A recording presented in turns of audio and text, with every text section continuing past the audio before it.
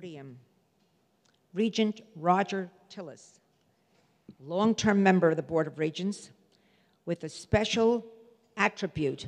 He wants to put an A in STEM and make it STEAM. And I love it because I went to LaGuardia High School of Music and Art, where that was always part of my intellectual diet.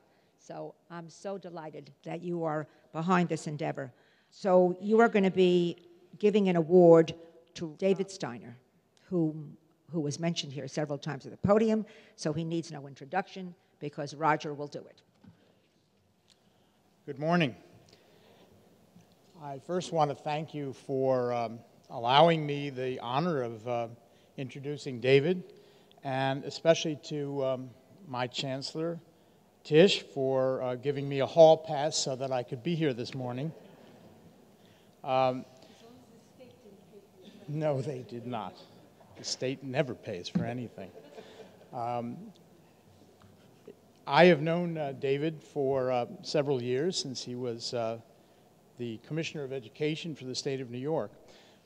But I will give you a little bit of the background before he became there.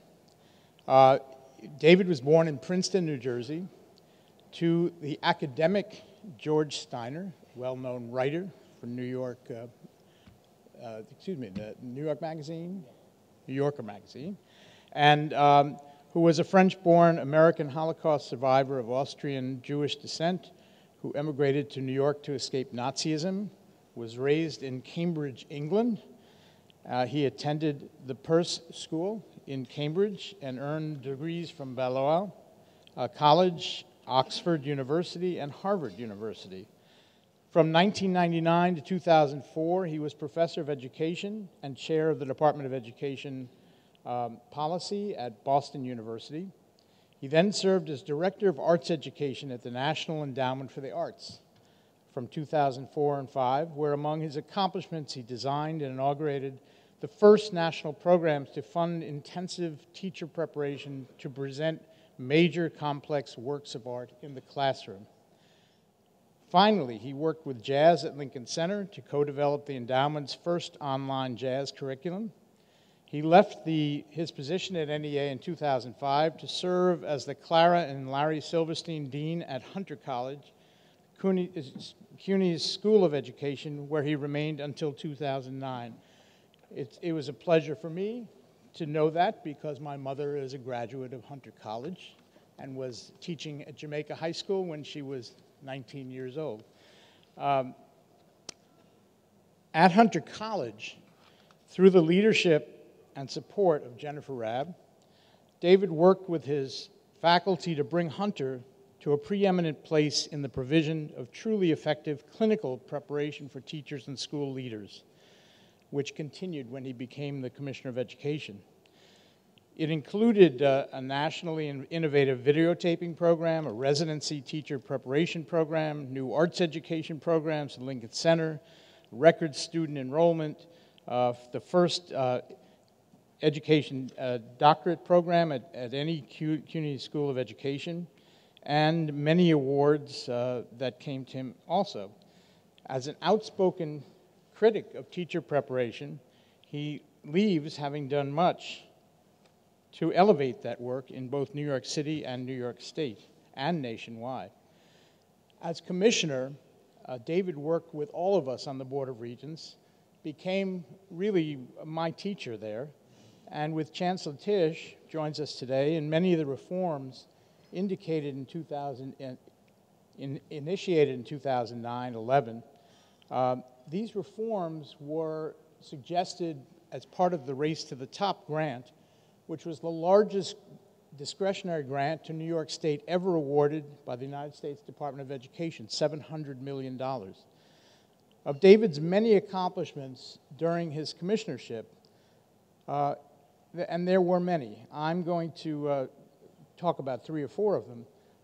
The first is that he decided that since we had new standards, national standards, now the Common Core standards, which New York did a lot to develop in the first place, that we ought to have a curriculum that matched those standards, and was the first state to do so. Only state to do so. And Engage New York, which is the result of that, is by far the nation's leading source of free standards, aligned curriculum downloads, not only in New York State, but across the nation, with over 20 million separate hits on the website. For me, it was important that David taught us about the clinically rich teacher preparation programs that he had made at Hunter, and I think that we have implemented and tried to implement even further at the Regent's level. He was an arts education champion for the Regents, which resonated well with me. His work at the National Endowment for the Arts really carried over into his work as the Commissioner of Education, and I think we made lots of strides in that area. The one major one that we're working on right now is that David was the first to really suggest multiple pathways to graduation, including a pathway in the arts. We are now evolving that through a commission on developing the standards and developing the curriculum for what that multiple pathway in the arts will include, and hopefully by the end of the year we will have presented that with a national panel of experts. As David goes to Johns Hopkins to lead a new institute for education policy, we know that this kind of thinking that he did it with the New York will have a powerful new foundation as the nation's top-ranked school of education. It is, as Goethe said, the medium of the inexplicable is the work of art, and I think David has brought that to us right in the forefront. And it is great honor for me to present the Distinguished Leader of Education Award to David Steiner.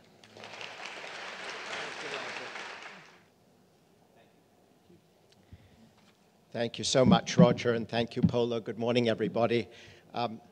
The two extraordinary women who were with us earlier both had to leave for the best possible reason, high school graduations, which is, after all, part of the reason we're here. I want, however, even though I've said it privately to each of them, to say that Jennifer Rabb and Merrill Tisch both exemplified for me the courage that was illustrated earlier this morning. Neither of them have taken easy decisions. Both of them have swum against the stream.